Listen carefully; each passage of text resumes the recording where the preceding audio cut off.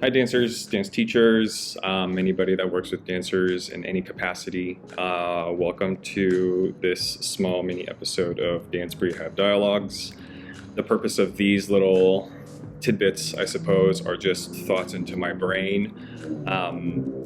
Decisions that I make on the daily that are maybe very small decisions, but for me are very active decisions. So today I want to be able to talk about using the word weak. So my challenge to dance educators is what other words can we use other than weak? I mean, it's okay to use these words, but sometimes, perhaps thinking about how our language might affect our younger dancers. If there's anything I've learned from my experience, especially operating with young and impressionable dancers in the healing space, it's that words have a huge impact on the perception of movement, but also perception of self. I think if we default to words like weak, perhaps we don't have the time to reframe that, or do we inadvertently instill a sense of lacking, or perhaps we unintentionally discourage them from using their weak side. And from that perspective, how does words shape relationship with movement, and what are the subconscious things that might arise from that? What decisions are they making because they believe they have a weak side?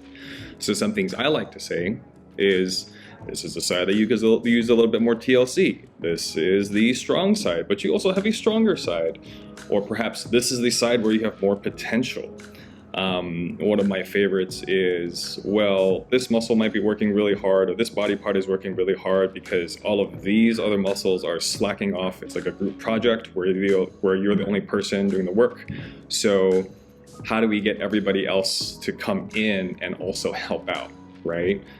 So there's nothing wrong with using the word weak. I mean, when we learn things in PT school, that's the word we referenced, lack of strength and things we need to improve at. But I think it's important to kind of be conscious and perhaps make a active decision about the kinds of words we use and the language we use, and recognizing that this also plays a role in how our young dancers build their sort of image of themselves in their head when they approach their artistry.